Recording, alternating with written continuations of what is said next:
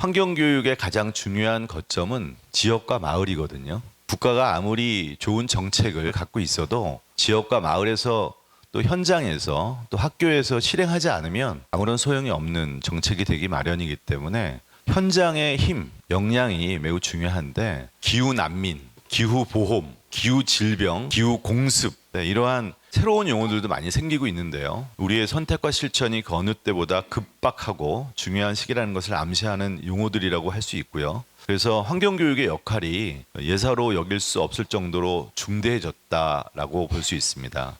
여러분들 환경학습권이라는 단어 생경할 거라고 생각해요. 환경권과 학습권을 통합하는 일종의 기본권인데 환경에 대한 알 권리, 또 환경에 관한 의사결정을 실현하는 데 굉장히 중요한 바탕이 되는 권리이기도 하고요. 저는 이런 환경학습권이 헌법에 명시돼야 될 아주 중요한 국민의 권리라고 생각합니다.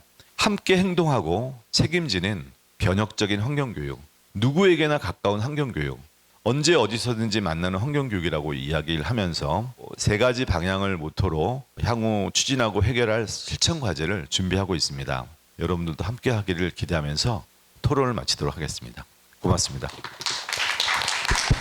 저는 오늘 과연 그 평생학습을 통해서 우리가 정말 시민으로서 거듭나고 있는가, 그 교육이 과연 지속 가능한가, 또 앞으로 향후 평생학습이 지속발전 교육으로서 발전 과제가 무엇인가를 좀 집중적으로 좀 말씀 좀 드리고자 합니다. 대부분 성인 학습으로 이어지고 있는 지금 평생교육도 단순한 암기, 무슨 자격증이라도 받으려면 시험을 패스해야 되니까 단순한 학습자의 어떤 지식 성장도 굉장히 중요한 부분이겠죠. 하지만 평생학습의 정신은 learning to do입니다. 그래서 실천을 위한 학습을 강조해야 된다. 이제 머리만 커지는 교육이 아니라 이제 손도 같이 커지고 마음도 같이 커지는 교육이 되겠죠. 비판적 성찰. 이 생활 세계에서 어떻게 내 삶에 적용이 돼야 되지? 그리고 어떻게 함께 살아가야 되지?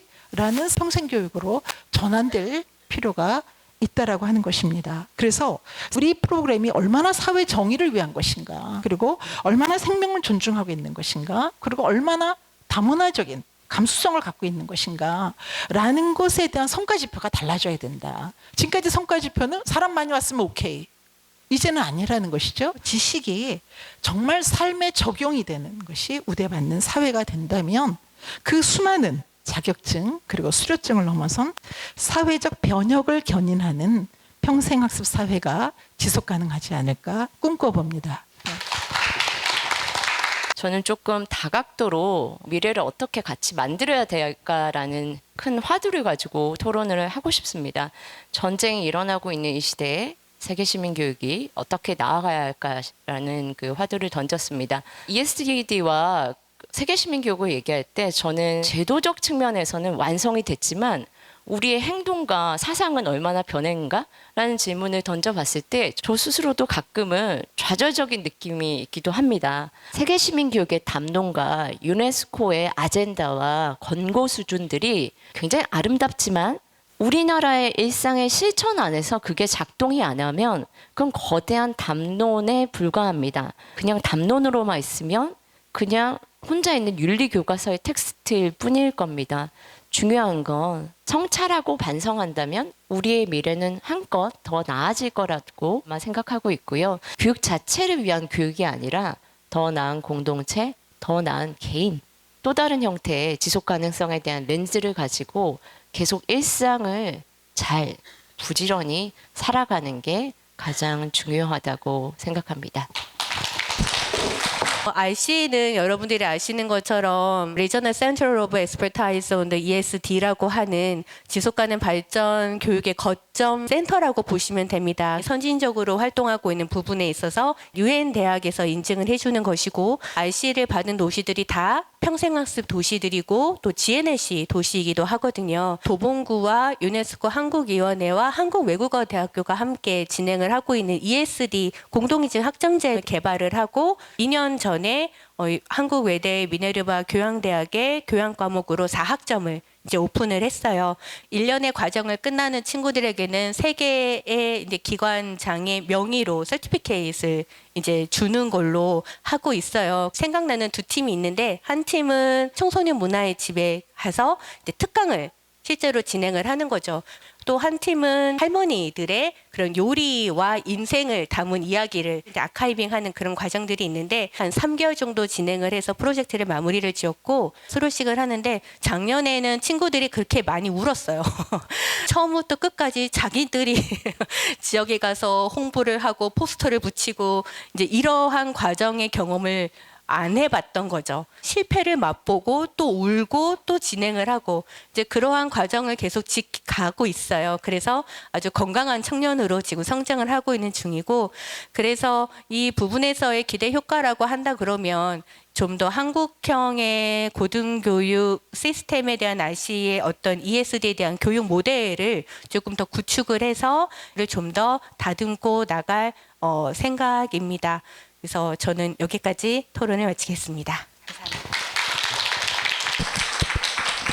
I wonder if there is certain formula maybe or certain model of assessment, the drive to nurture this kind of human being that we are needed in order to be applicable for the succession of ESD.